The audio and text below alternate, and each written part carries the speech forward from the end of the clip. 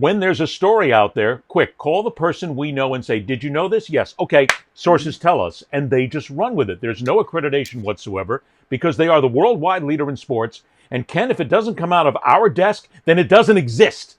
That's what we are. But in the same breath, again, I don't think fans, anybody goes to ESPN to get any news whatsoever. If there's a breaking bit, yeah, it's there, like the Bronny James, like the Patrice Bergeron. But they don't go to them for news because I think the fans are smart enough to know that ESPN is a cover-up bullshit partner with all these leagues, and they'll never say a negative word about them to begin with because it's all about scraping the money to each other.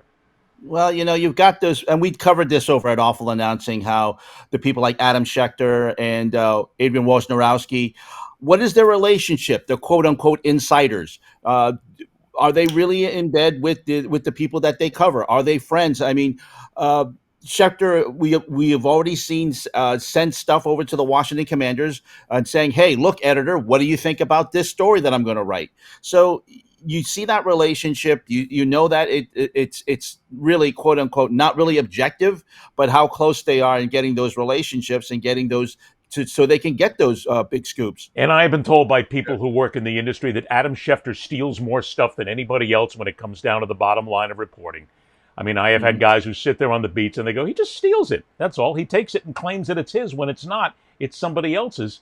But again, fans don't give a shit. So I don't really know if there's going to be any change here if ESPN gets in bed and if the NFL owns part of ESPN. Will we notice a difference? I don't think so. I don't think so because fans are not, as you mentioned, they're not going to ESPN for journalism, and they're just going there to watch the games. They want to be able to turn on the TV and say, "Hey, here's Monday Night Football with Joe Buck and Troy Aikman," or if they have the Ocho on and showing cornhole, they want to be able to be entertained. They know that they're not going to get journalism. It's the old thing from Howard Cosell. You're not going to get journalism from a jock. You're not going to get journalism from places that are totally in bed with the league.